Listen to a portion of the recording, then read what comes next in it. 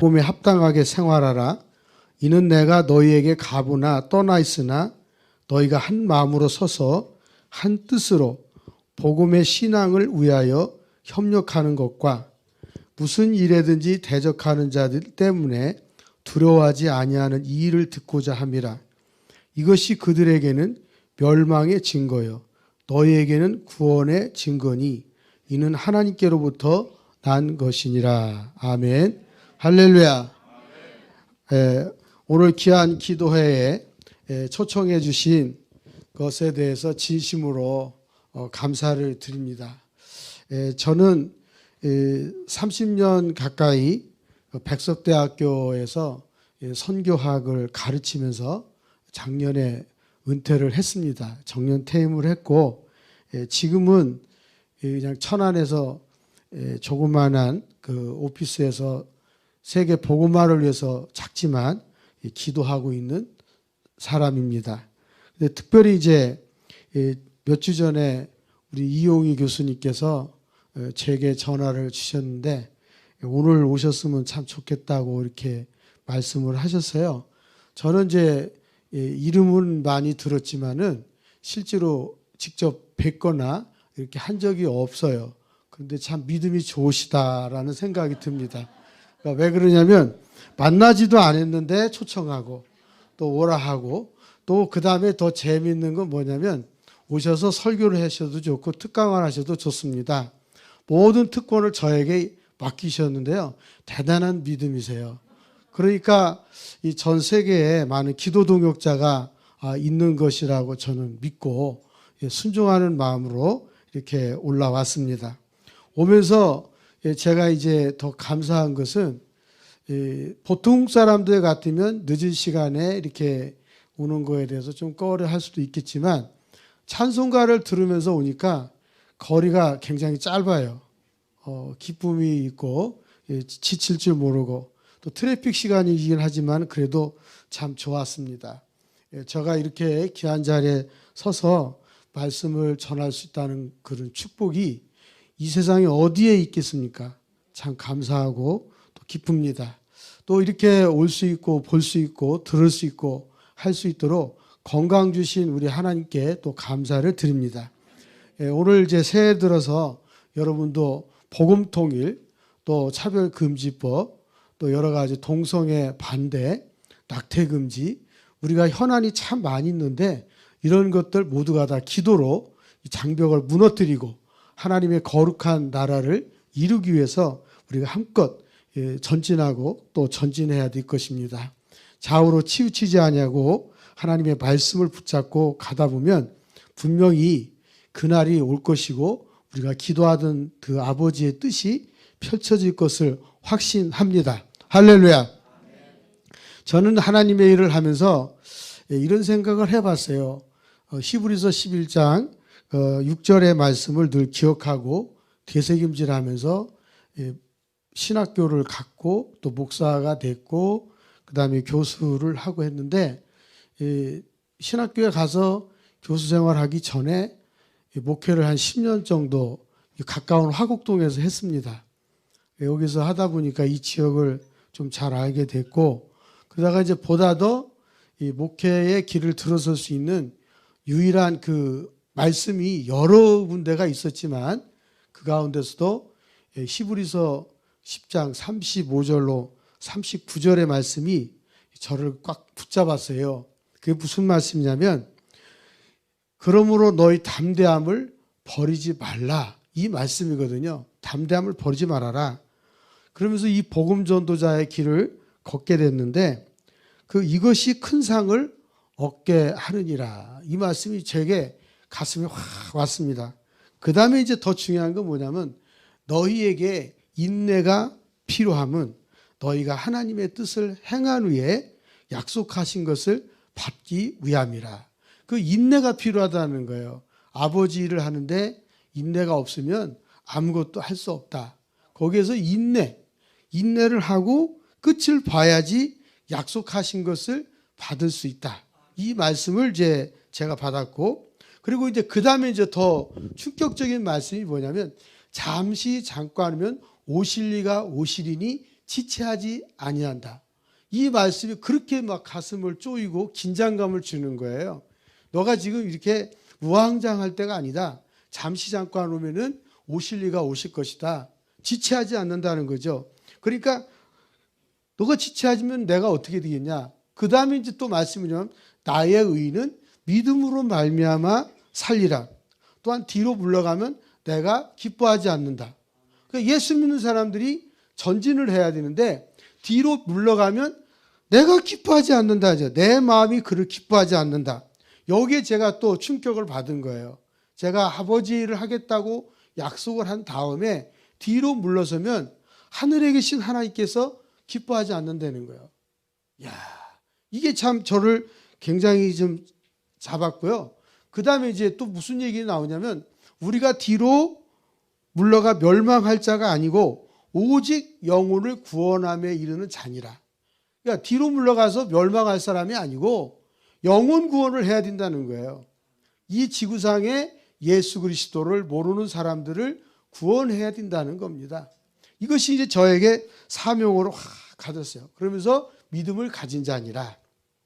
근데 최근에 이제 이 말씀을 제 표대 삼고 가슴에 담다가 로마서 11장 36절에 보면은 만물이 주에게서 나오고 주께로 돌아간다는 거예요. 모든 것이 만물이 주에게서 나오고 주께로 돌아간다.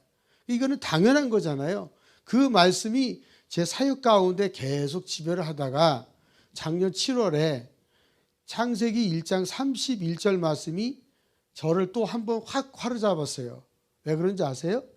제가 학교를 은퇴하게 되니까 그러면 남은 생에 제2의 뉴 타이어를 갈아 끼고 어떻게 살아가야 될 것이냐 하는데 기도를 하고 있는데 이제 한동대학교에서 세계 선교사대회가 있었어요. 그 차를 타고 가는 길에 이제 창세기 1장 30절이 그렇게 가슴에 와닿는 거예요. 그 마지막에 뭐냐? 하나님 보시기에 심히 좋았더라. 하나님 보시기에 심히 좋았더라. 이 말씀이에요. 그러면 지금까지 살아온 것 중에서도 다 좋은데 마지막 주님 앞에 서는 날에 하나님 보시기에 매우 좋았다. 심히 좋았다. 이 말을 들으려면 주님이 기뻐하시는 일을 해야 되잖아요. 그렇게 해서 지금까지 이제 또 무릎 꿇고 기도하고 이렇게 지내오고 있는데요. 이것이 저에게서 참 그 아버지를 기쁘시게 하는 믿음, 하나님을 기쁘시게 하는 것이 우리의 삶의 목표, 하나님을 기쁘시게 하는 것이 사명, 하나님을 기쁘시게 하는 것이 책임의식, 하나님을 기쁘시게 하는 것이 감사, 이런 것을 느껴지니까 이제 마지막은 어떻게 되죠? 회개하면서 주님께서 원하시는 일을 위해서 가야 되겠구나, 그런 생각이 많이 드는 거예요. 그래서 이제 오늘 말씀을 준비하다가 보니까 그러면 우리가 아버지께서 원하시고 기뻐하시고 뒤로 물러가서 침륜에 빠지지 않고 영혼을 구원하고 이 세상에 지금 불의와 또 잘못된 것과 불평등으로 가득 차고 많은 사람에게 상처를 주고 미래의 비전을 갖지 못하게 하는 여러 가지 장애물들을 뛰어넘을 수 있는 초월적인 신앙생활을 할 수 있는 것이 무엇일까라고 생각을 해본 거예요. 그러다 보니까 다시 창세기로 돌아가서 노아의 믿음이 또 생각이 나더라고요. 노아의 믿음을 보니까 당대의 많은 사람들이 도시를 건설하고 개발을 했어요. 개발이라는 거 보죠. 하나님이 주신 에덴 동산, 천지를 다 허물기 시작하는 거예요. 그러면서 이 개발을 하면서 사람들에게 뭐가 있어요? 아버지의 형상이 무너져 내려가는 거예요. 하나님의 형상이 깨지기 시작하는 거예요. 질서가 무너지기 시작하는 거예요. 경계가 무너지기 시작하는 거예요. 그 경계가 무너진다는 거 뭐죠? 말씀의 경계, 기도의 경계, 아버지의 관계의 경계, 모든 것들이 다 파괴되면서 인간 사회에 뭐가 왔어요? 무질서가 오고 죄악이 들어오기 시작한 거예요. 그러면서 그 가운데서 가장 의롭다고 하는 노아를 하나님께서 선택하셔서 너 방주 만들어라. 방주를 그것도 세상의 모든 사람들이 이해할 수 없는, 경험할 수 없는, 정말 이해하기 어려운 그런 장소에 가서 방주를 만들라는 거죠. 그게 뭐예요? 높은 산에 가서 하나님께서 그 측량하고 설계하시고 모든 계획 가운데서 그걸 만들어 주시는 거예요. 거기에 또 아무 말 하지 않고 순종했던 노아가 그 가족과 당시에 있었던 모든 동물들을 특별하게 구별해서 방주 안으로 들어가지 않았습니까? 이거는요, 철저하게 하나님 편에서 하나님 마음을 기쁘게 하는 자가 할 수 있는 일이에요.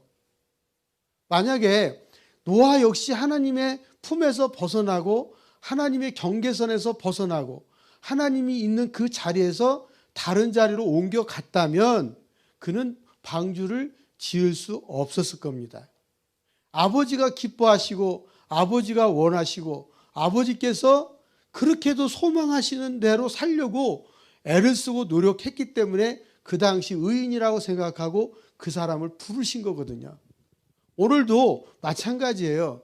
이 시대가 그렇게 죄악이 관영하고 무질서하고 사람들이 경계선상에 머물러 있다 할지라도 하나님께서 기뻐하시는 그 일을 생각하고 우리가 나간다면 주께서 분명히 택하신 자들의 음성을 듣고 구원의 방주를 띄울 것임을 확신합니다.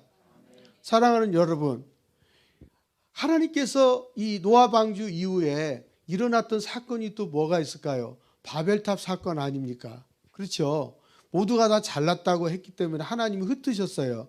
흩으실 때 그냥 흩은 게 아니라 언어도 못 알아듣게 하시고 모든 지방으로 흩으면서 난민을 만들어 버렸어요. 이주자를 만들어 버렸어요.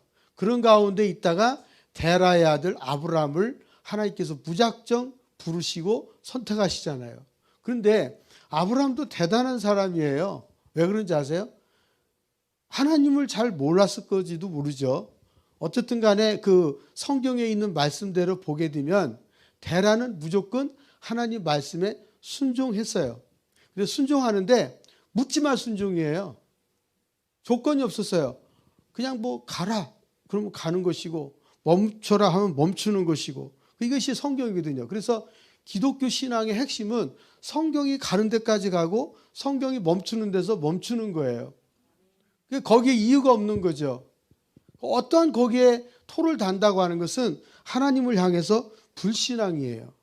불신앙이에요. 근데요, 아브라함이 자기가 갈 수 있는 길을 알지 못하고 떠났는데, 그 갈 바를 알지 못하고 떠났는데 하나님께서 그의 길을 구름 기둥과 불 기둥으로 항상 지키시고 보호하셨어요. 그의 아들들 이삭과 야곱도 다 이주민 생활을 했습니다.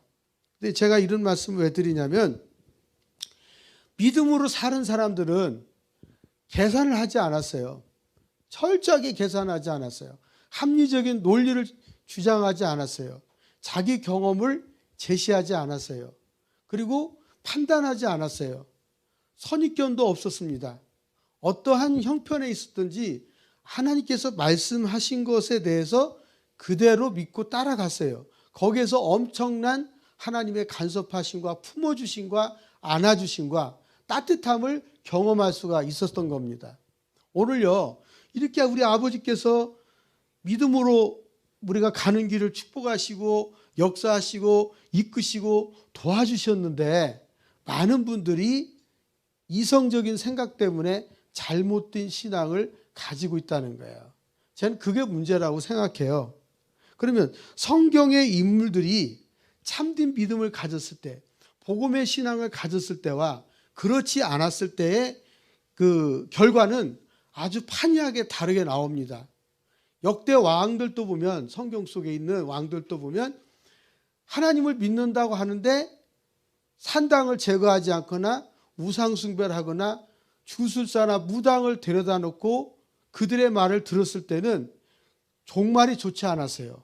그리고 역대 지략에 기록되지 않았어요. 왕의 기록에 하나도 기록이 안 됐습니다. 하나님 그걸 허락하지를 않으셨어요. 그러니까 왜 그렇게 기록이 안 됐을까요? 잘못된 신앙을 가지고 있었기 때문에 그렇습니다. 오늘 한국교회가 또 오늘 이 코로나 상황에서 우리가 잘못된 신앙 때문에 교회가 문을 닫고 기도하지 않는 것은 저와 여러분 모두가 다 조금씩 하나님 앞에 엎드려서 해결해야 될 문제예요. 그러면 제가 오늘 이 시간에 잘못된 신앙에 대해서 한번 생각을 해보죠.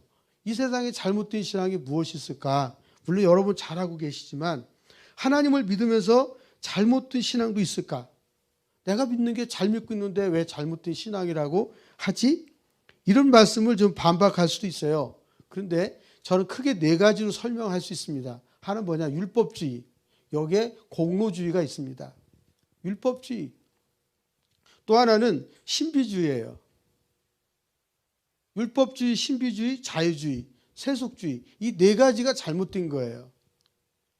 확연하게 드러나는 게 한국 교회나 세계교회에서 모든 사람들이 잘못하는 것이 율법주의, 곧 공로주의입니다. 공로주의.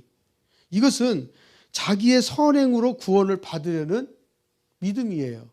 내가 선한 일을 하고 내가 참 많은 사람에게 구제활동을 했기 때문에 나는 구원받을 수 있어라고 하는 거죠. 율법주의에 속한 사람들의 의식에는 내가 선해야 천국 갈 것이라고 믿는 사람들이에요. 대부분이.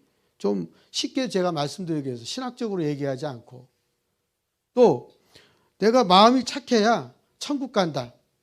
내가 선하게 살고 착하게 살고 전철에서 또 버스에서 어른들한테 자리 양보하며 선하는 것이잖아요. 이슬람교 사람들처럼 매일 자카트를 행해서 하루에 한 번씩 선한 일을 하면 천국으로 직행한다. 자살폭탄을 터뜨리면 천국에 직행한다. 알라한테. 이런 게 율법주의라는 거예요. 잘못됐다는 거죠. 잘못됐다는 거예요. 이런 말을 하는 그리스도인들 대부분은 불신자와 별 차이가 없습니다. 일반인도 하는 말이에요. 예를 들어서 내가 새벽 기도회를 하루도 안 빠지고 365일 했는데 그럼 나는 천국 갈 수 있는 자격이 있는 사람이야 라고 생각하는 거는 율법주의 겸 공로주의에 빠진 사람인 거예요. 또 어떤 분은 이렇게 하죠.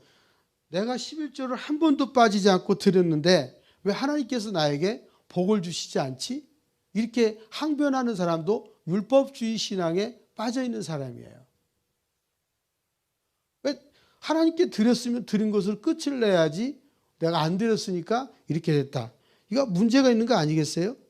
또 하나는 선교 현장에 가서 교회를 개척하고 또 아프리카나 이런 지역에서 우물을 1,000만 원씩 주고 몇 개를 팠다. 자랑하는 것도 공로주의면서 율법주의예요.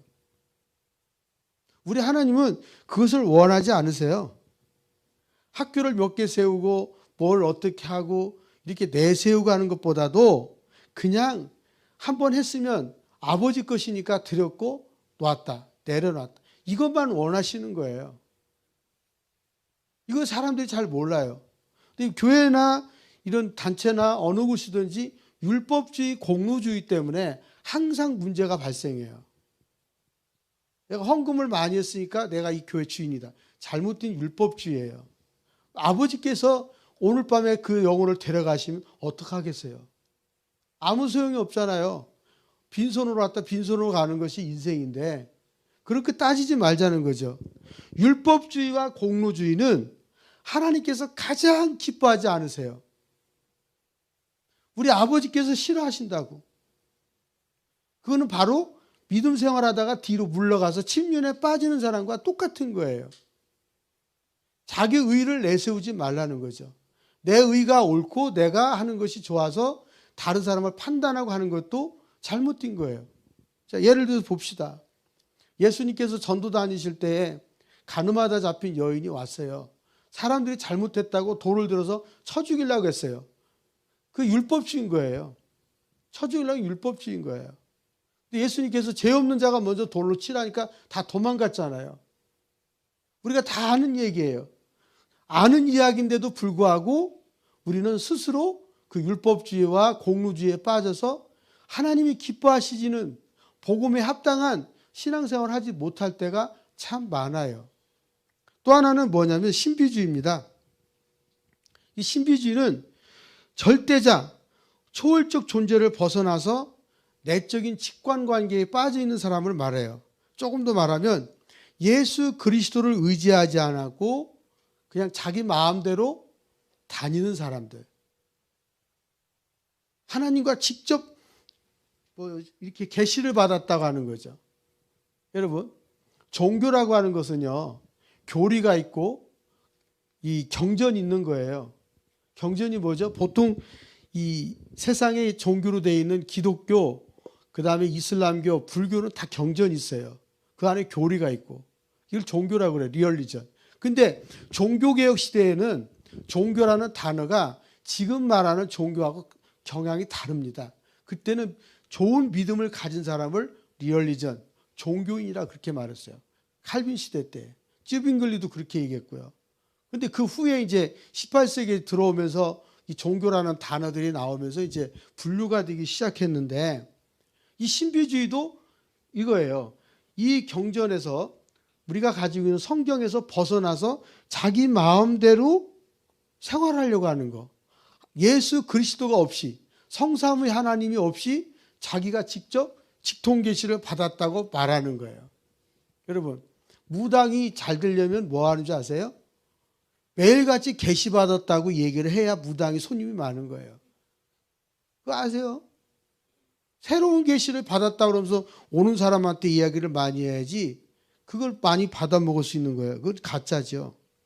이거는 신비주의는 신앙생활에서 아주 위험한 겁니다.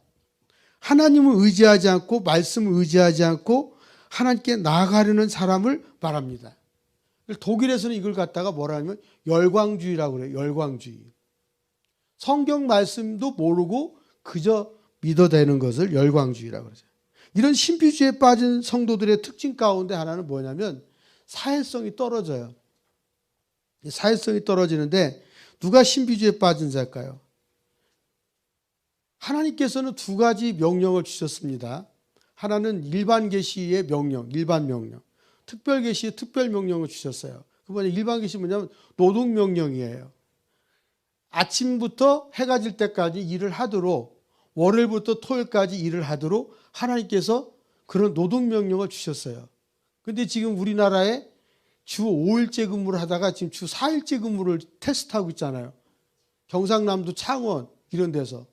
이거 잘못된 거예요. 성경적이지 않아요. 월요일부터 토요일까지 열심히 일하고 주일날 하나님 앞에 예배하는 게 정상인데 주 4일째 근무 제도를 지금 테스트하고 있다는 거예요. 문제가 있지 않아요? 지금 우리가 성경하고 전혀 반대되는 길로 가고 있어요. 자, 이렇게 될 경우에는 사회성이 이 신비주의가 떨어지게 되죠. 자, 하루 종일 교회 와서 내가 기도해야 된다고 하면서 자기 일 하지 않고 머물러 있는 것도 신비주의예요. 또 가정을 돌보지 않고 직장생활 제대로 하지 않고 하나님께서 주신 달란트를 활용하지 않고 기도원이나 교회 가서 대부분 사는 사람들을 신비주의에 빠진 사람이라 그렇게 말해요. 저는 여러분에게 존경하고 싶은 것은 뭐냐면 하나님께서 어제와 오늘 새로운 날이 시작되는 그 분기점에 기도한다는 게 이게 축복이라는 것이죠. 왜냐하면 지금 기도하면 다음날 새벽까지 하잖아요. 그러니까 지난날 회개하고 새로운 날을 맞이하기 위해서 기도하시니까, 그리고 또 댁으로 가셔서 주무시고 그 다음 일하시잖아요. 그게 참 잘하시는 거라는 거죠. 이게 진짜 잘하는 거예요. 제가 러시아에 가서 이렇게 보니까 러시아 사람들은 저녁이 되고 아침이 되니 이 말씀을 가지고 새벽 예배를 저녁에 드려. 퇴근한 다음에 6시에 그 성공회 동방종교 그 캐톨릭 교회에서요. 그리고 이제 아침에는 그냥 출근하는 거예요. 또 퇴근하고서 교회 와서 또 미사 드리고 또 가고. 거기 그렇게 하더라고요. 저녁이 되고 아침이 되니. 그러니까 하루 일을 보내고 그 다음 날을 준비하는 거예요. 우리는 지금요, 그 전날 것까지 모아서 회개하고 다음 날 또 새날을 맞이할 준비를 하니까 신비주의가 아니죠. 할렐루야? 예, 아주 제대로 하는 거예요. 여기서 만약에 다음 날까지 계속 있다면 그 신비주의인데, 그 기도 끝나고 1시나 2시에 댁으로 가셔서 그 다음 일을 하시니까 이건 축복된 길이라 이렇게 저는 말씀드리고 싶은 거예요. 근데 신비주의의 문제점은 뭐냐? 예수 그리스도를 만나지 않고 하나님께 가려고 하는 거라는 거죠. 주님과 함께 가야 되는데 이런 사람들은 사회성이 떨어진다는 거죠. 대부분의 이제 그 신비주의자들은 이제 이단들에게서 많이 있기도 해요. 제가 1999년도에 그 아프리카 수단에 갔어요. 처음으로 99년도에 아프리카를 갔는데 이집트에서 한 달, 그 다음에 수단에 가서 한 15일 이상 있다가 다시 이집트 와서 보름 정도 있다 한국에 올라왔는데요. 그때 제가 수단 그 옴두르만에서 에티오피아로 가는 그 길에 청나일과 백나일을 건너서 가는데 광야에서 한 15명이 떼를 지어 가더라고요. 저 사람들 뭔가 그렇게 가서 보았는데 나중에 보니까 이슬람교 수피주의자들이었어요. 수피주의자들인데 빨간 카펫을 깔아놓고 거기에서 이제 메카를 향해서 기도하고 그 교주 같은 그 리더가 한 명 있는데 그 사람이 앉아서 광야에서 그 꾸란을 설파하는 거예요. 사람들이 다 무릎 꿇고 앉아서 거기 그 말을 듣고 있더라고요. 저도 이제 신기해서 카메라 들고 가서 찍고 이제 이렇게 하고 있다가 멋모르고 중앙으로 해서 카펫을 밟고 올라갔는데 쫓겨났어요. 왜 교주 앞에 맨발도 안 벗고 신발 신고 그 길 걸어가냐. 쫓겨나고 다시 와서 옆으로 가서 이제 알려를 하라는 거 무릎 꿇고 그 못하고 이제 이따가 얘기하고 왔는데 나중에 보니까 이슬람교 수피주의자, 신비주의자들이었어요. 광야에서 계시받기 위해서 꾸란이 아니에요. 그 리더의 이맘에 계시를 받기 위해서 추종자들이 몰려다니는 거예요. 그러니까 가족도 직장도 일터도 목축업도 다 내려놓고 광야에 있는 거예요. 그 땡볕이 40도가 되는데 바람직하지 않잖아요. 한번 생각해 보세요. 하나님께서 기뻐하시지 않는 거는 신비주의예요. 이게 잘못된 신앙이죠. 그 다음 또 하나 뭐냐면 자유주의 신앙입니다. 이 자유주의는 개인의 인격을 굉장히 존중하죠. 개인의 인격을 굉장히 존중하는데 성경 말씀을 하나님의 말씀으로 믿지 않는 사람은 다 자유주의예요. 아시겠어요? 성경 말씀을 하나님의 말씀으로 믿지 않는 사람, 성경을 자기의 유익한 대로 자유대로 해석하는 사람, 이성적으로 해석하는 사람은 다 자유주의예요. 저는요, 이 자유주의가 18세기 계몽주의 시대 이후에 나왔다고 생각하지 않아요. 그보다 역사는 훨씬 더 깊다고 봐요. 언제로 볼까요? 제가 보는 성경에서 그 영감이라고 할 수도 있겠지만 성경은 분명하게 가르치잖아요. 창조, 타락, 구속이 나오잖아요. 그렇죠? 그리고 이제 성육신, 부활, 승천, 재림, 그 기독교의 가장 중요한 핵심이에요. 이걸 부정하면 뭐예요? 자유주의예요. 예수님이 성육신 하셨다. 부정하는 자유주의예요. 예수님 부활하셨다. 이거 부정하면 자유주의예요. 제가 한 15년 넘었을 겁니다. 거의 한 20년 가까이 돼 가는데 그 이슬람 이렇게 중동 이런 학자들이 모여 있는 데서 그 논문을 한번 발표를 했는데 한 70명 정도 모였어요. 모였는데 제가 예수 그리스도의 부활을 얘기를 하니까 거기서 질문이 오후 2시에 시작하는데 저녁 7시에 끝났어요. 저 혼자를 놓고 사방에서 질문하는 거예요. 학자들이. 그 뭐냐? 종교학과 뭐 여러 학자들 하는데 어떻게 그 부활이 있다고 믿느냐 그죠? 그래서 제가 그래서 마지막에 나는 예수를 믿기 때문에 예수님이 부활하신 걸 믿습니다. 얘기를 했죠. 근데 그 부활의 사상은 페르시아에서도 있었다.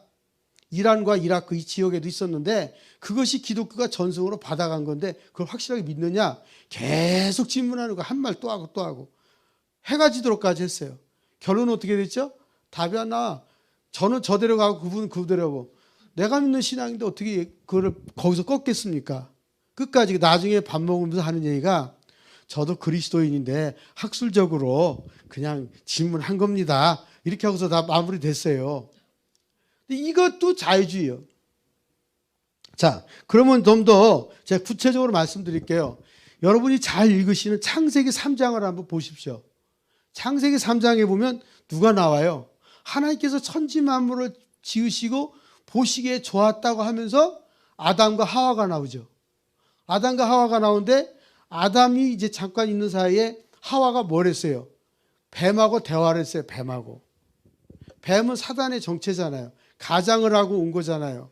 근데 동산 중앙에 있는 나무의 실과는 먹지 말아라. 하나님께서 분명하게 말씀했어요. 아주 기가 닳도록 얘기했을 거예요. 철저하게 말씀했을 거예요. 동산 중앙에 있는 선악을 알게 하는 나무는 절대 먹지 마라. 먹는 날에는 눈이 밝아질 것이다. 밝아질 것이다. 아주 확실하게 말씀을 했는데 또 불구하고 이 하와가 그 뱀의 게임에 넘어가서 그걸 무시하고 먹었잖아요. 또 아담도 먹었잖아요. 자유주의는 바로 창세기 3장에서부터 출발했다고 봐요. 하나님의 말씀을 어기고 지키지 않고 부정하고 뱀과 함께 대화하고 소통한 데서부터 자유주의는 시작됐다고 보는 겁니다. 그건 제 얘기예요. 지금까지 많은 학자들이 자유주의는 18세기 이후부터 계몽주의부터 생겼다고 신학적으로 얘기할 수 있지만 성경에서 보면 하나님의 말씀을 믿지 않는 그 순간부터가 자유주의라는 거예요. 우리는 천지를 창조하신 하나님을 믿지요. 아멘? 그렇다면 이거 자유주의가 아니죠. 잘못된 신앙이지 않습니까? 여러분, 군인이 군대 가서 제대로 생활을 하면은 군 복무를 잘했다 그러고 아무 이유 없이 군대 밖으로 나온 걸 뭐라고 그래요? 탈영이라고 그래요. 그렇죠? 이탈이라고 그런다고. 탈영병이라고 그래요. 조금 더 말하면은 근무 이탈. 왜냐하면 이 자유주의라는 것은 하나님의 말씀을 인정하지 않고 이탈을 한 사람을 말하는 거예요. 성경 말씀을 듣지 않고 자기 생각대로 이야기하는 것을 이탈이라고 그러는 거예요. 우리가 하나님 말씀을 읽어서 그 말씀대로 지키려고 무진장 애를 써야 되는데 사단에게 틈을 주는 것도 자유주의 사상이 들어오게 하는 거예요. 틈새를 주면 안 된다는 거죠. 물론 경제학에서는 틈새 시장이라는 게 있어요. 비즈니스 할 때. 어떻게 하면 틈새 시장을 뚫고 소비자가 원하는 맞춤식으로 판매를 하고 거래를 할 것인가. 이거는 아주 중요한 이야기예요. 그러나 성경에서는 틈새를 주면 안 된다는 거예요. 누구에게? 사단에게. 틈새를 주면 안 돼요. 그때부터 자유주의가 되는 거예요. 자유주의는요, 가장한 사람들을 더 신뢰해요. 거짓을 말하는 사람을 더 신뢰합니다. 그러니까 그런 것이 바로 뭐가 돼요? 죄가 되죠. 죄가 된다는 것은 뭐죠? 명칭을 변경하고 이름을 변경하고 신분을 변경하고 소속을 변경해서 덤벼드는 것이 바로 사단의 전략이에요. 우리는 이것을 깊이 경계를 해야 됩니다. 오늘날 포장된 법이 얼마나 많습니까? 우리가 포장된 법 때문에 고통을 많이 겪잖아요. 여러분이 신문에 크게 내는 것도 뭐예요? 포장된 내용 때문에 실체를 밝혀라고 공개하는 거잖아요. 저는 예전에 법을 공부할 적에 헌법학 선생님이 하신 말씀이 있어요. 야, 법은 규칙을 많이 만드는 게 아니야. 모법 가지고 해석하면 되는 거야. 법을 많이 만들고 규칙을 많이 만들면 일을 못해. 그거에 묶여서 다른 일을 할 수가 없어. 절대 만드는 거 아니다. 헌법학 시간에 그렇게 공부를 했어요. 근데 그분만 얘기한 줄 아세요? 물권법 시간에도 그 얘기를 듣고 서양 법대사를 공부할 때도 그 얘기를 하시더라고. 그래서 제가 기억을 해요.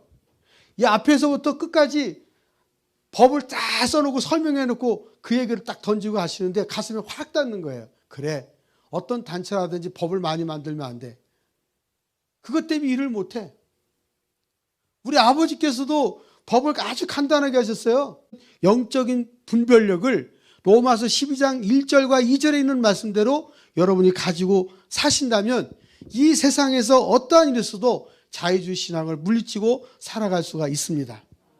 그 다음에 또 우리는 뭐냐면 세속주의라는 것이 있죠. 세속주의는 뭐죠? 기독교 근본 진리에서 벗어나는 것을 무조건 다 세속주의라 그렇게 말합니다. 자유주의와 뭐 별 차이가 없을 것 같이 보이지만 조금 더 간단하게 말씀드리면 예수를 믿었는데 성화되지 않은 사람을 말합니다. 모태신앙을 가졌는데 성화되지 않은 사람을 말하는 거예요. 세례를 받았는데 성화되지 않았어요. 이걸 좀 더 쉽게 말하면 기도는 하는데 삶이 변화되지 않는 사람을 세속주의자라 그렇게 말하는 겁니다. 교회 와서는 거룩한 옷을 입고 거든요. 동쪽으로 들어갔다가 나오면 가이드가 없으면 못 나와요. 헤매야 돼요. 잘못하면 하루 종일 그 안에 있다가 밥도 못 얻어먹어요. 그게 미로라고 그래요. 저는 거기 2번 갔다가 아주 헤매서 혼났어요. 할 수 없이 나오니까 반대쪽으로 나오고 분명 여기로 들어갔는데 또 남쪽으로 나오고 북쪽에서 나왔는데 또 동쪽으로 나오고 이거 뭐 도대체 감을 잡을 수가 없어요. 그래서 제가 생각은 기억은 폐지는 미로밖에 없다. 이 생각만 나와요. 지금도 그런 생각인데요. 미시는 뭐냐? 헤맬 미자, 미칠 미자 이거예요.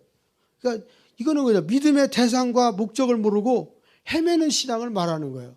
왜 헤맬까요? 왜 헤맬까? 아버지 말씀이 우리에게 없기 때문에 그런 거죠. 아버지 말씀.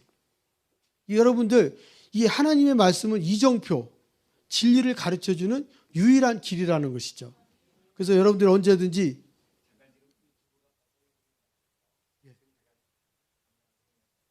말씀하세요.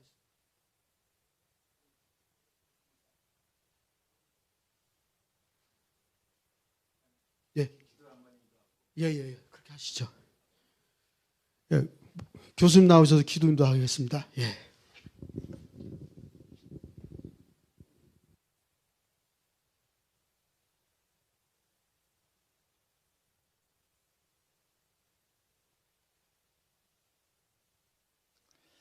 지금 이제 현장은 가능하지만 지금 이제 보시는 분들이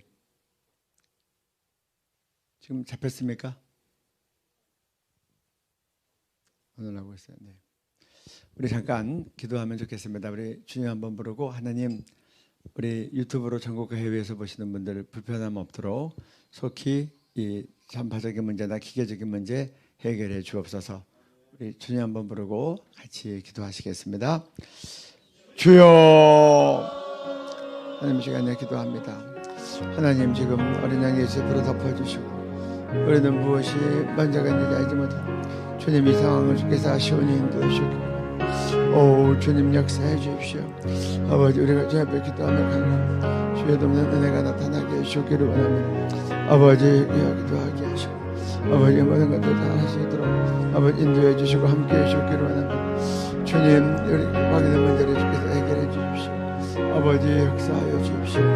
오 주님 역사하시고 인도하시고 도와주시고 아버지 어린 양 예수의 피로 덮어주시고 아버지 인도해 주시고 함께 돕는 은혜가 있기를 원합니다. 주의 돕는 역사가 있기를 원합니다. 오 아버지 역사하시고 함께 해주십시오. 주님 주의 돕는 사랑 가정 가운데 인도해 주시기를 원합니다. 오 주님 역사하시고 함께 해주십시오.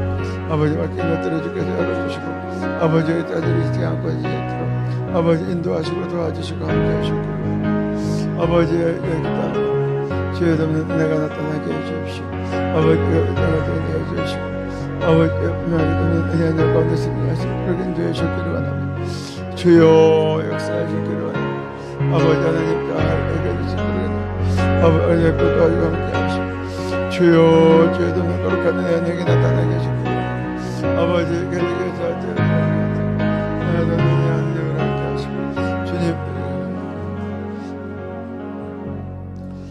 하나님 오늘 이 모든 이 말씀과 기도의 모든 시간을 어린 양 예수의 피로 덮어주시고 기계적인 어려움 없도록 하나님께서 친히 역사하여 주옵소서. 그리고 하나님 말씀 증거하실 때 더욱 하나님 성령으로 역사하여 주옵소서. 예수님 이름으로 기도드렸습니다. 아멘.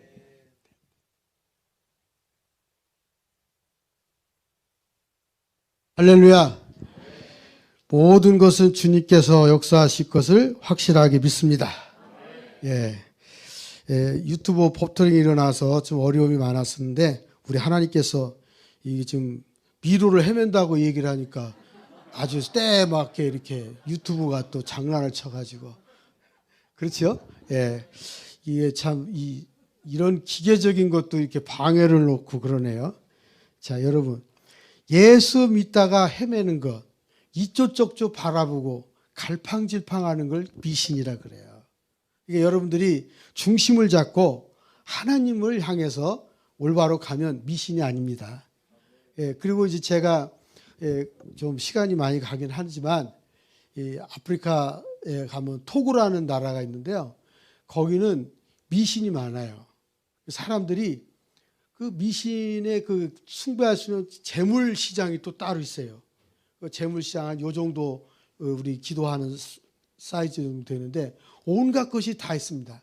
거기서 물건을 사다가 무당한테 주고 그러면은 정신이 또 이상해져요.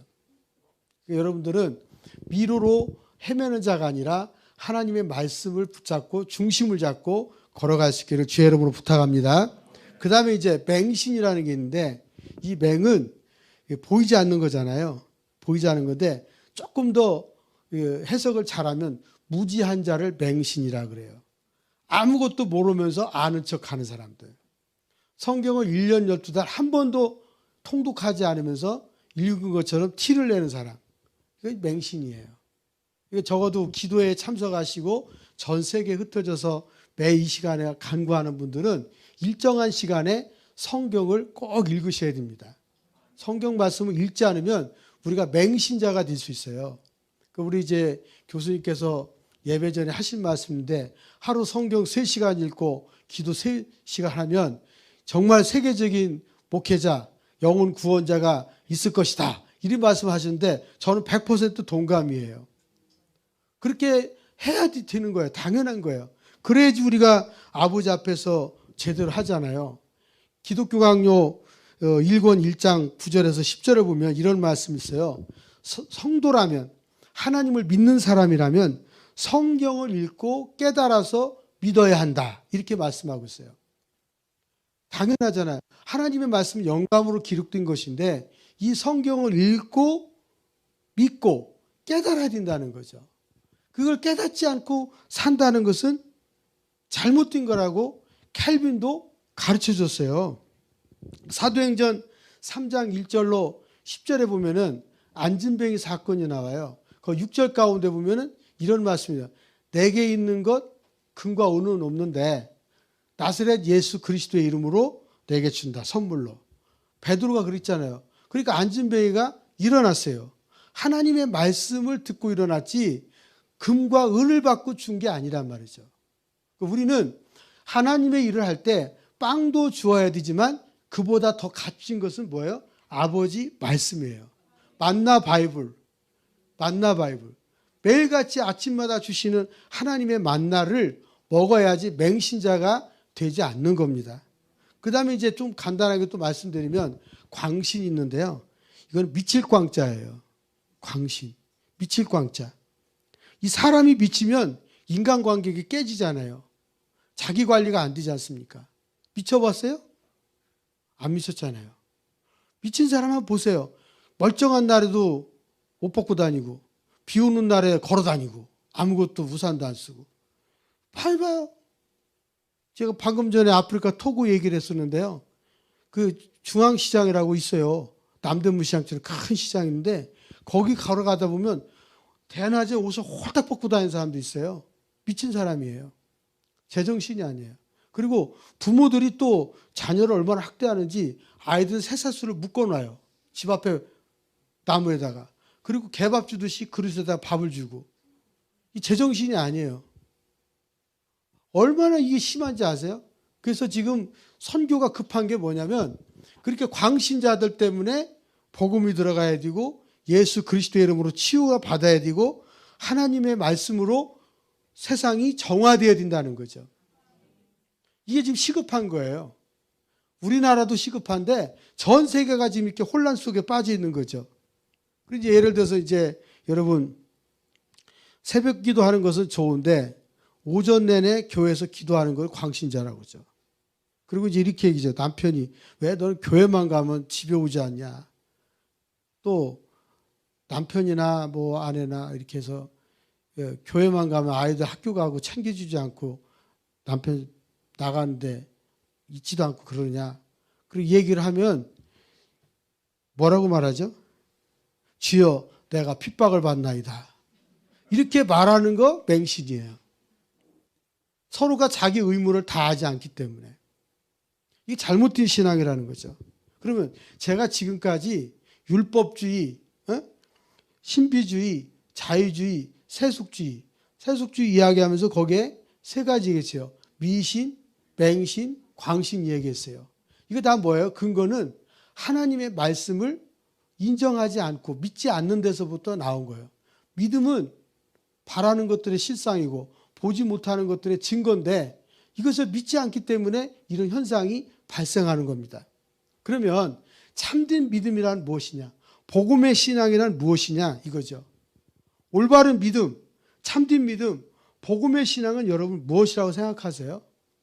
빌립보 1장 27절에 답이 있어요. 1장 27, 제가 읽었잖아요. 복음의 신앙이라는 것은 죄를 회개하고 예수님을 영접한 것을 말합니다. 영접하는 자, 곧 그 이름을 믿는 자들에게는 하나님의 자녀가 되는 권세를 주셨으니. 그렇잖아요. 요한복음 1장 12절에. 디모데전서 4장 5절에 뭐라 했어요? 항상 기도로, 하나님의 말씀과 기도로 거룩하여짐이라 그랬어요. 말씀과 기도로 거룩해져. 이것이 진정한 것이고 복음의 신앙이에요. 그러니까 복음 앞에서는 우리가 회개할 줄도 알고, 복음 앞에서는 뉘우칠 줄도 알고, 복음 앞에서는 고백할 줄도 알아야 되는 거예요. 사무엘하 22장에서 보면은요, 다윗이 하나님 앞에 한 행동이 있어요. 그가 하나님 앞에 잘하다가 끝판에 실수했어요. 뭔지 아세요? 우리아의 아내, 옥상에 거닐다가 우리 아내를 취한 것도 잘못이고, 그 잘못 때문에 뭐였어요? 다윗의 아들이 죽었어요. 그리고 압살롬이 왕이 되게 하겠다고 난리를 쳐가지고 속을 상하다가 자기 아들 또 죽었어요. 그뿐인가요? 그 부하들이 인구 통계 내지 말라고 했는데 그거 어겼다가 전염병이 돌아서 7만 명이 죽었어요. 3일 만에. 지금 이거 뭐 코로나하고는 비교가 안 되죠. 하나님 말씀 지키지 않다가 그냥 몽땅 다 죽었어요. 징계받아서.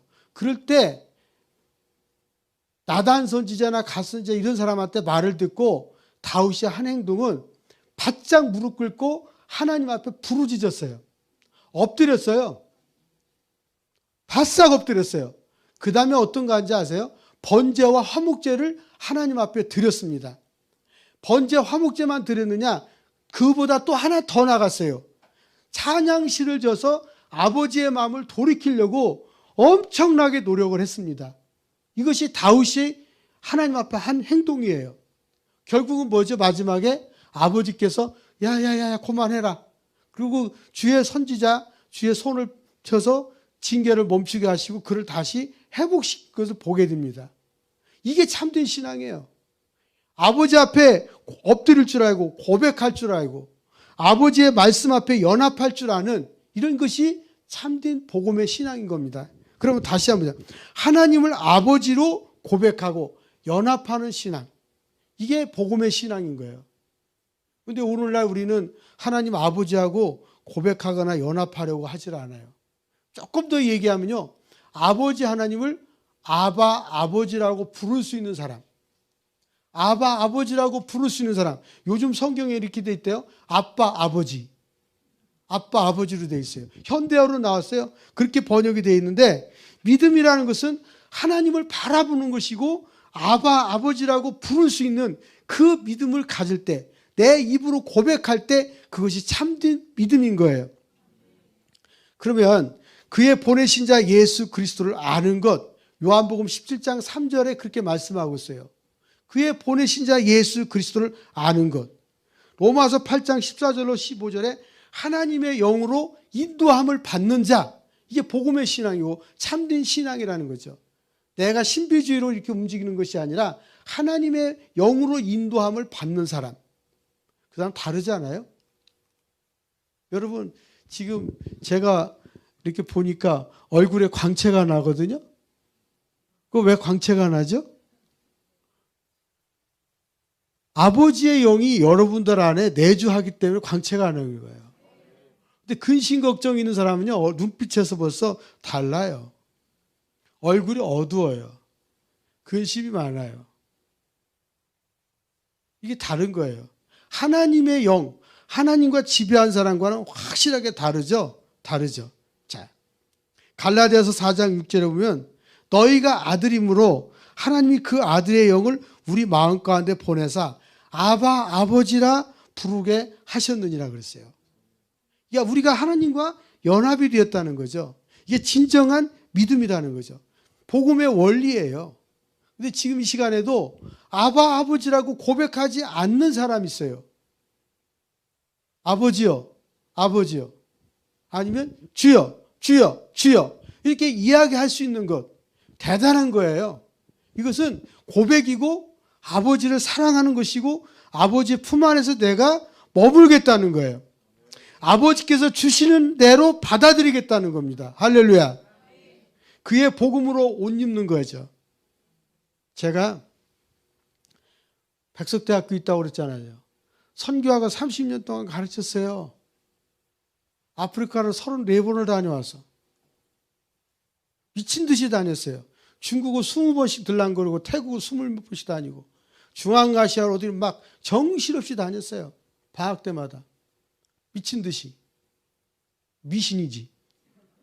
그런데 얻어지는 것이 정말 많은데요. 근데 이제 이 2월 달에 우리 학교가 교수회를 해요. 우리 설립자 장주현 목사님께서 뭐라고 하신 줄 알아요? 여기는 서울대학교도 아니야. 연세대학교도 아니야. 백석대학교야. 백석의 옷을 입어야 돼. 늘 그렇게 얘기했어요. 다 내려놓고 백석의 옷을 입고 하나의 공동체로 가라. 교수회 있다마다 그랬었어요. 그 말을 뒤집어서 생각하면요. 백석은 요한계시록에 나오는 신돌이거든요. 싸워서 이겼다는 도리예요. 이긴 자에게 주는 도리야. 그러면 예수 그리스도의 옷을 입고 학원 복음하면서 교수하고 사역해라. 이 말이에요.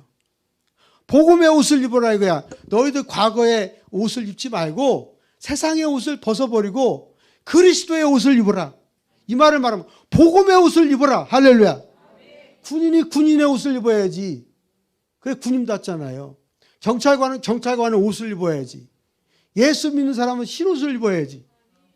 그럼 다 왜 흰옷 안 입었나? 이거 12주의자.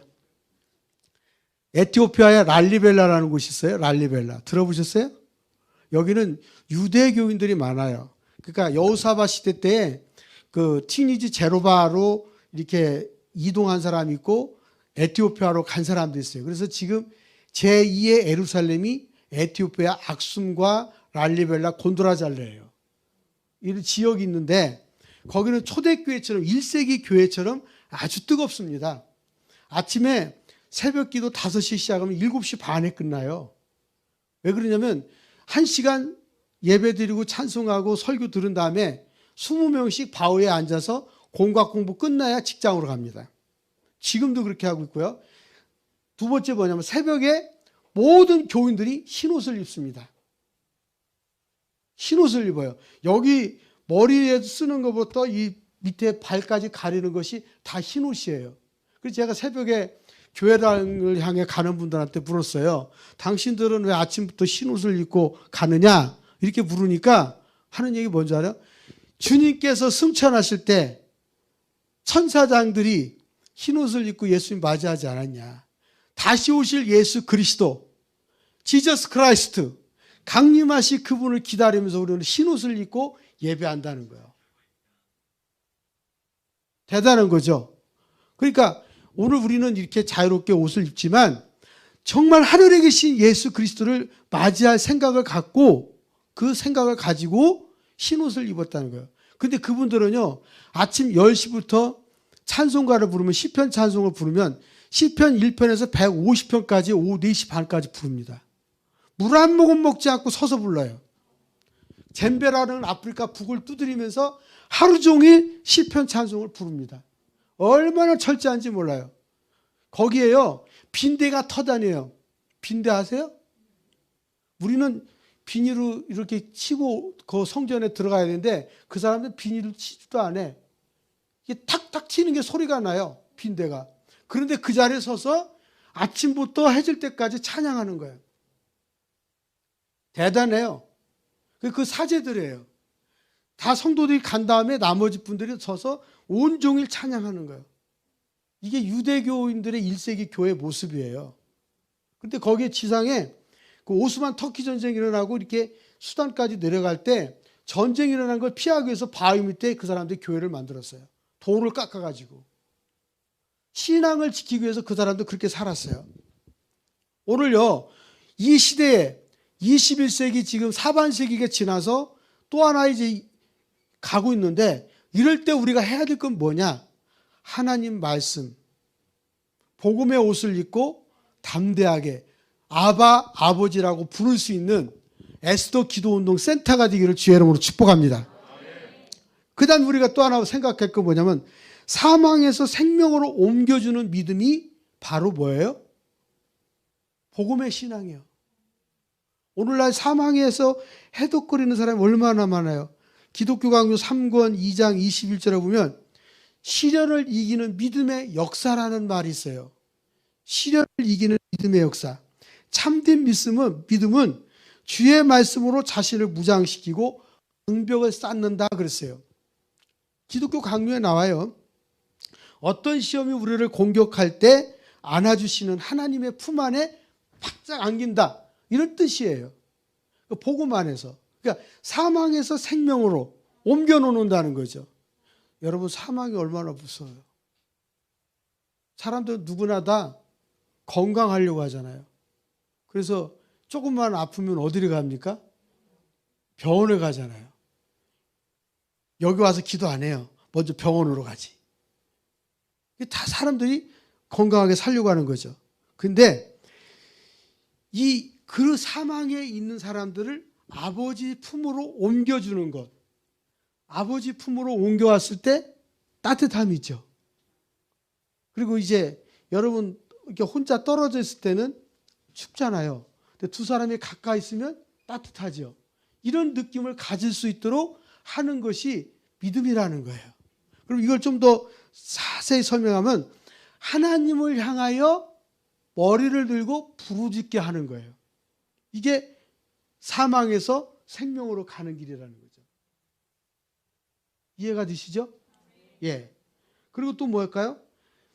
믿음이 작은 제자들을 만날 때 그 제자들을 불러일으켜서 바로 세워주는 거예요. 예수님께서 이렇게 이 바닷가 거주실 때 제자들이 풍랑을 만났잖아요. 바다에서 바람과 풍랑을 만났을 때 그들이 그 예수님 배 밑머리에서 주무셨을 때 별일을 다 했잖아요. 그때 예수님 하신 말씀이요. 딱 한마디 바람과 파도를 잔잔케 하셨어요. 그때 제자들이 또 한 번 충격을 받았잖아요. 그러니까 불안과 염려와 근심과 걱정과 인생의 모든 그런 것 가운데서 평안을 누리도록 이끌어주는 것.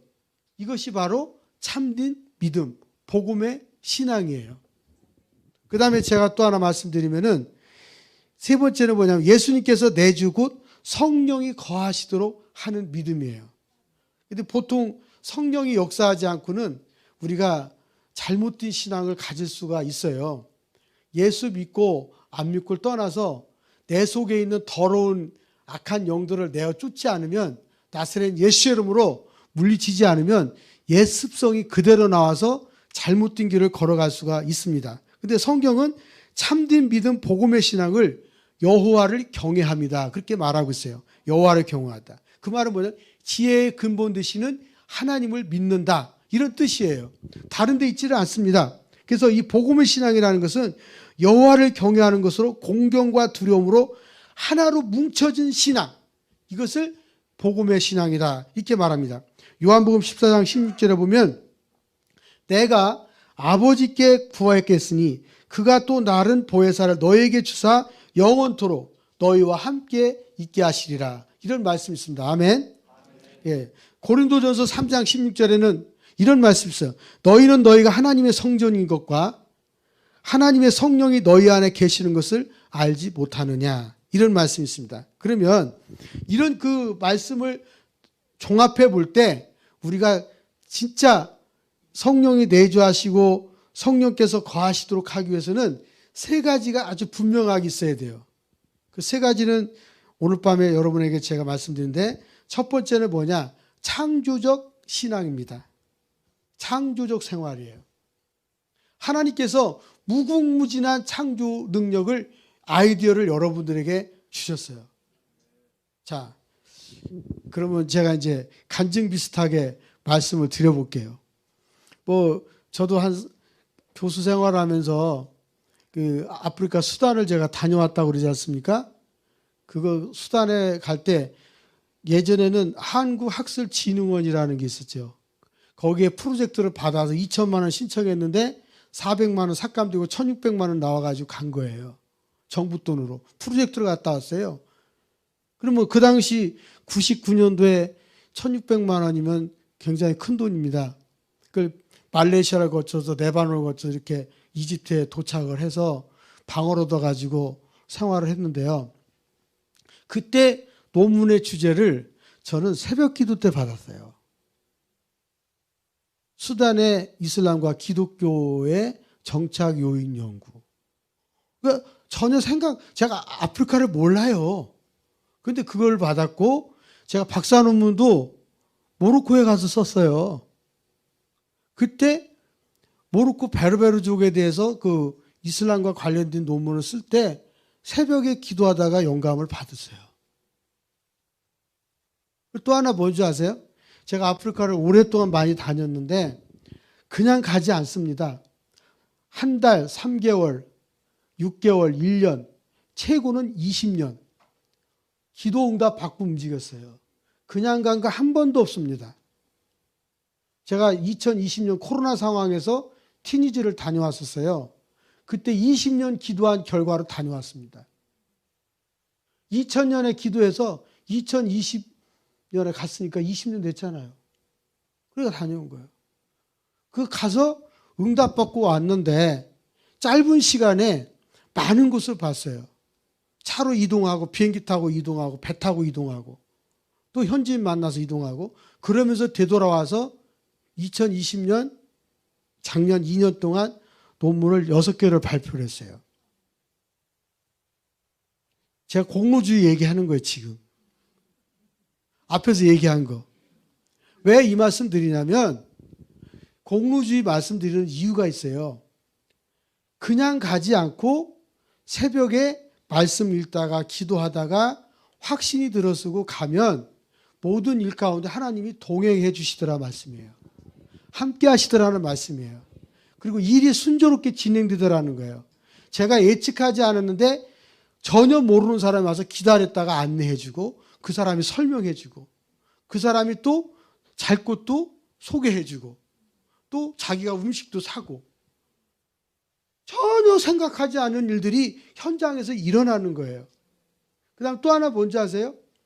교통편이 없는데 어떤 분이 차를 제공해 줘서 머무는 동안 산타페를 제가 다 20여일 동안 타고 다닌 적도 있어요.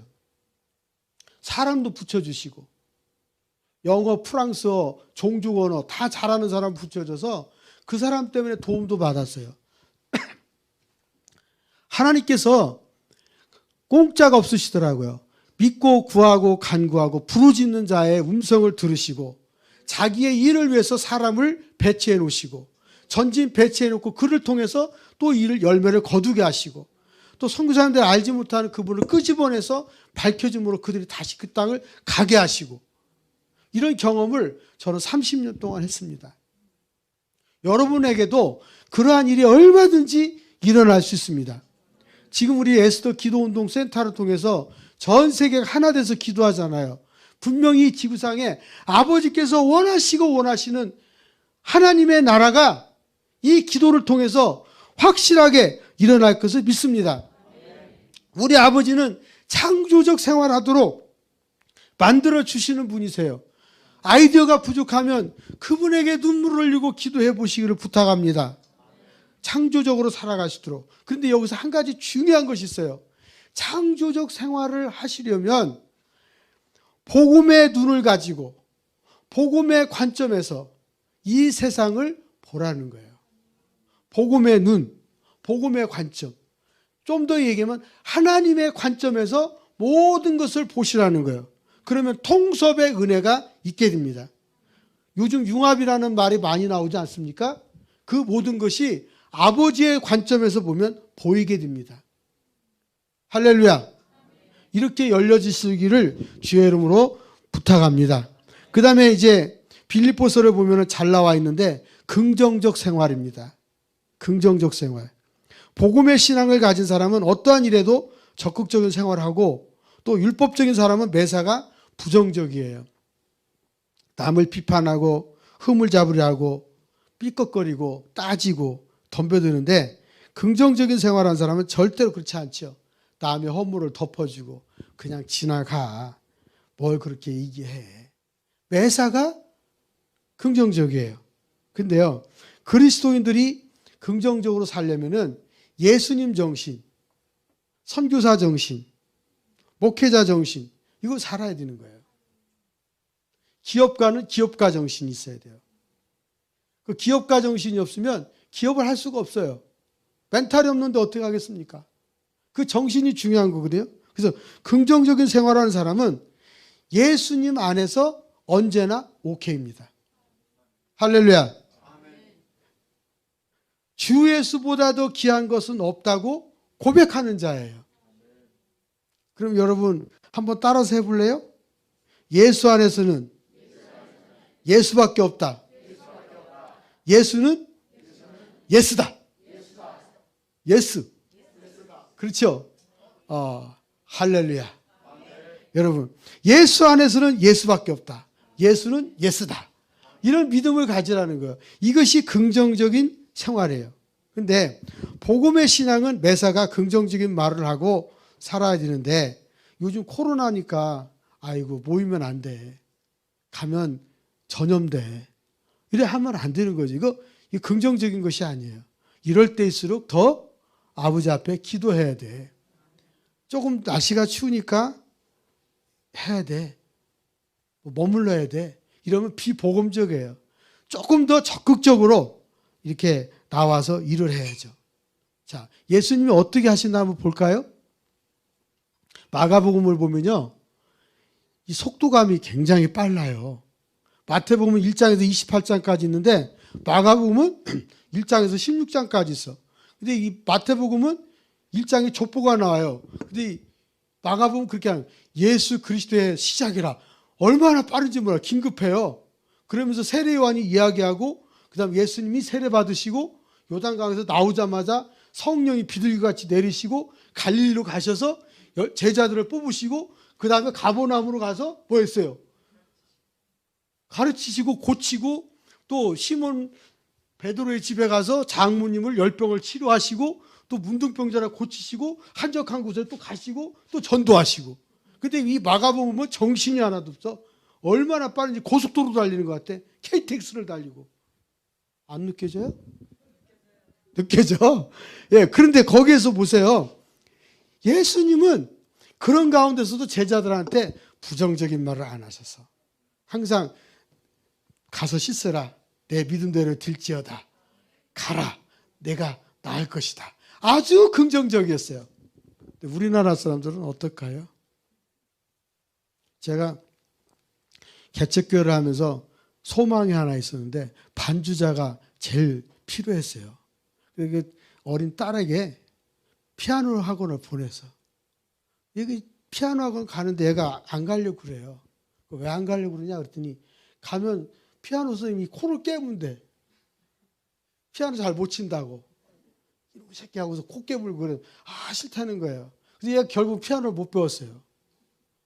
중학교 다니면서 작곡으로 이게 돌려서 이제 작곡을 하게 됐는데 여기 지금 음악 하시는 분들한테 좀 죄송하긴 하지만은 우리나라 사람들 조금 못하면 야, 너 그렇게 하고 되겠냐? 야단친단 말이에요. 약간 기가 죽어서 뭘 못해요.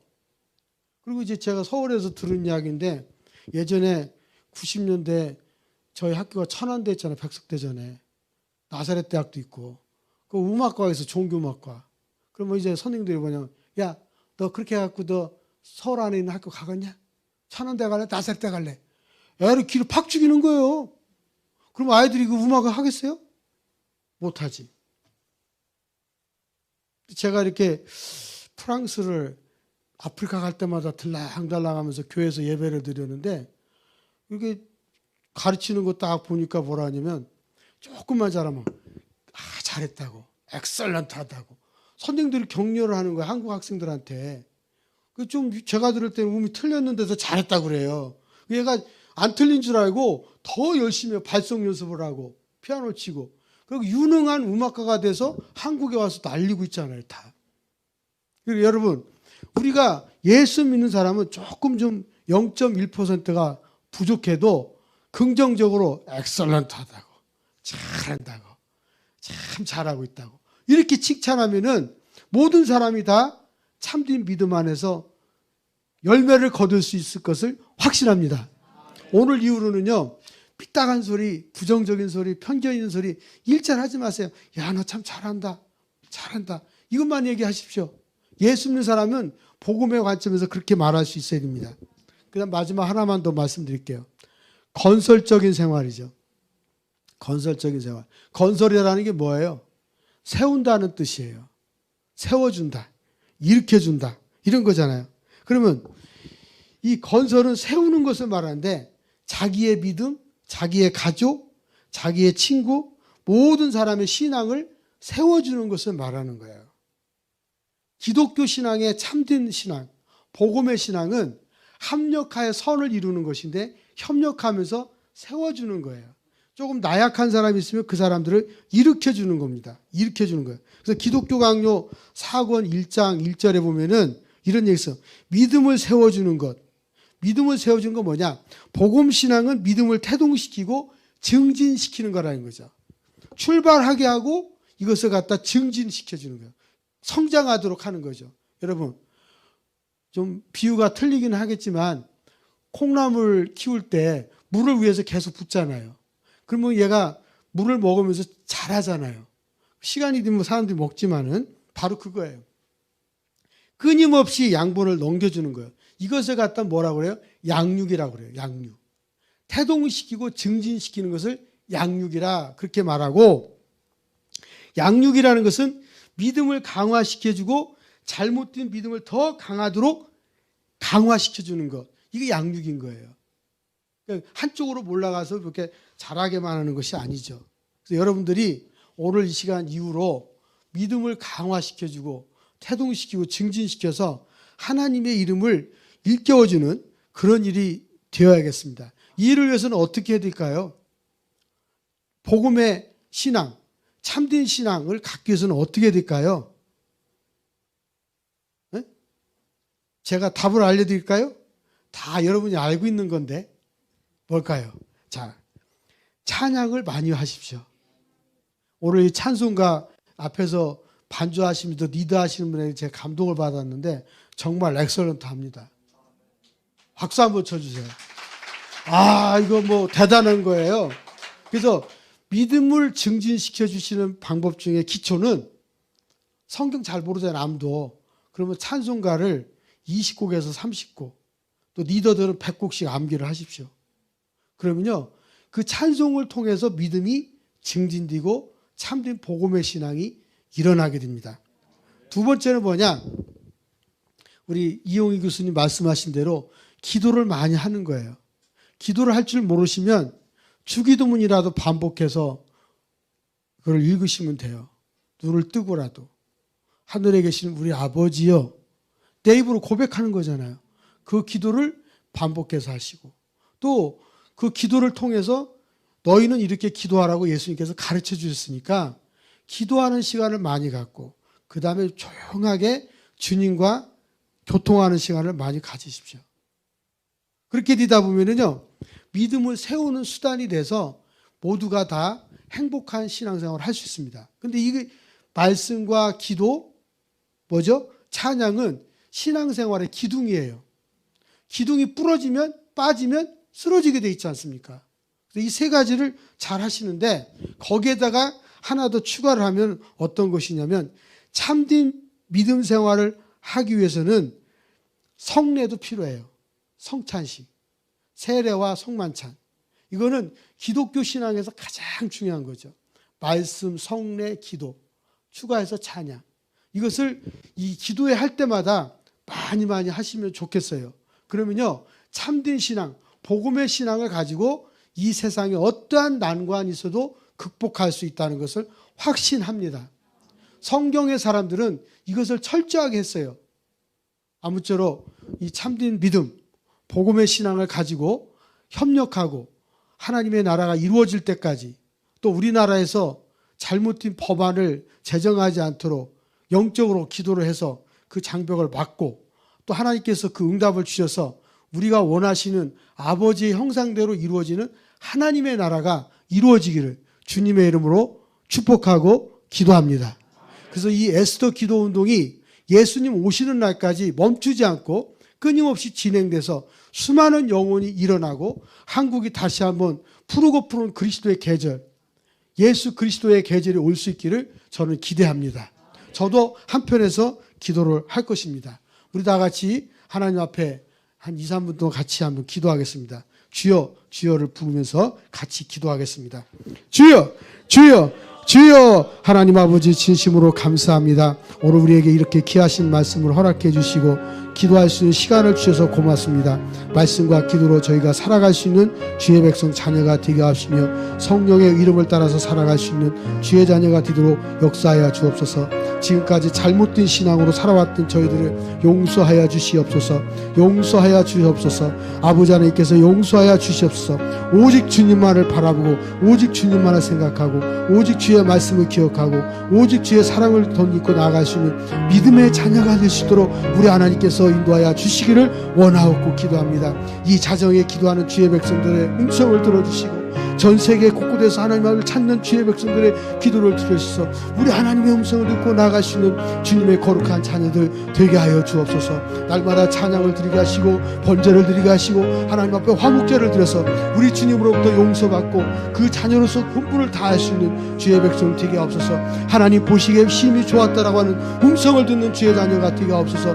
아버지 보시기에 심히 좋았다라고 하는 음성을 듣는 주님의 종들 되게 하시고 사명자가 될 수 있도록 하나님께서 역사하여 주옵소서. 오늘 이 자리에 있는 주의 자녀들 축복하여 주시옵소서. 성령의 강권하심이 넘쳐나게 하여 주시옵소서. 말씀 가운데서 주님 찬양하게 하여 주시고 이 땅이 복음으로 하나가 되게 하시고 이 땅이 복음으로 하나가 되어서 온 세계가 전 선교사 할 수 있도록 우리 주님께서 역사하여 주시고 이끌어 주시기를 원하옵고 기도합니다. 주여 하나님께서 이 시간에도 함께하여 주옵소서. 주님의 역사가 일어날 수 있도록 주여, 주여, 주여 도와주옵소서. 또 아버지 하나님 에스더 기도에 오는 가운데 주님 병든 자가 있습니까? 아픈 자가 있습니까? 여호와의 치료하는 광선을 비춰주셔서 아버지께서 얼음한 자 주셔서 깨끗하게 사하여 주시옵소서. 이 강단에 오셔서 말씀을 선포하는 자에게 담대케 하여 주시고 손을 들어 기도할 때 병든 자가 나음을 얻으며 하나님께서 영광을 얻는 역사가 일어나게 도와주시옵소서. 일어나게 도와주시옵소서. 아버지의 뜻이 펼쳐지게 하여 주옵소서. 아버지의 계획이 성취되게 하여 주옵소서. 아버지의 은총이 일어날 수 있도록 주여, 주여 역사하여 주시옵소서. 주여, 주여 인도하여 주시기를 원하옵고 기도합니다. 오 주여 하나님께서 함께하여 주옵소서. 할렐루야. 하나님 아버지 진심으로 감사하고 영광을 돌립니다.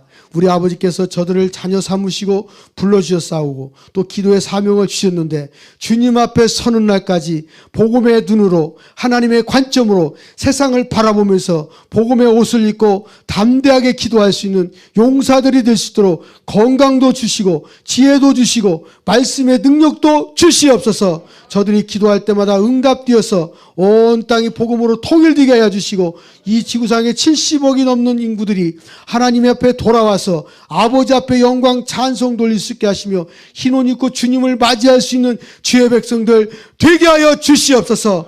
믿음이 연약한 자들을 믿음을 세워주는 자가 되게 하시고 사망에서 생명으로 옮겨오는 자가 되게 하시며 모든 사람들이 아바 아버지라고 부를 수 있는 역사가 일어나게 도와 주시옵소서. 아버지 영등포에서부터 시작한 것이 전 세계로 확장되고 있는 가운데 있사오니 정말로 기도의 용사들이 더 많아질 수 있도록 하나님께서 도와주시옵소서.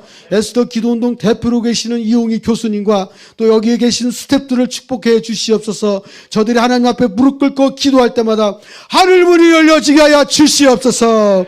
아버지 몇 시간마다 참석하는 자들에게 영적인 분별력이 뛰어나게 도와주시옵소서. 만물이 주에게서 오고 주께로 돌아가는 것을 확실히 믿고 우리 주님만 바라보게 하여 주옵소서. 이 세대를 본받지 아니하고 하나님의 세계를 향해서 달려갈 수 있는 주님의 자녀가 되게 하여 주옵소서. 아버지 하나님 혹시 이 자리에 육체의 질병 때문에 교통하는 자가 있습니까? 가족 가운데 고통 겪는 자가 있습니까? 여호와의 능력의 손으로 붙잡아 주시옵소서. 치료하여 주옵소서. 여호와의 광선을 비춰 주시옵소서. 얼음한 자 주시옵소서. 다시는 예수 이름으로 물러가게 도와주옵소서. 아버지 하나님 또 이 자리에 오셔서 말씀을 선포하는 자들에게 담대한 입술을 주시옵소서. 손을 들어 기도할 때마다 하나님의 역사가 일어나게 도와주시고 아버지께 뛰면서 찬송 찬송하며 영광 돌리는 역사가 일어나게 하여 주시옵소서.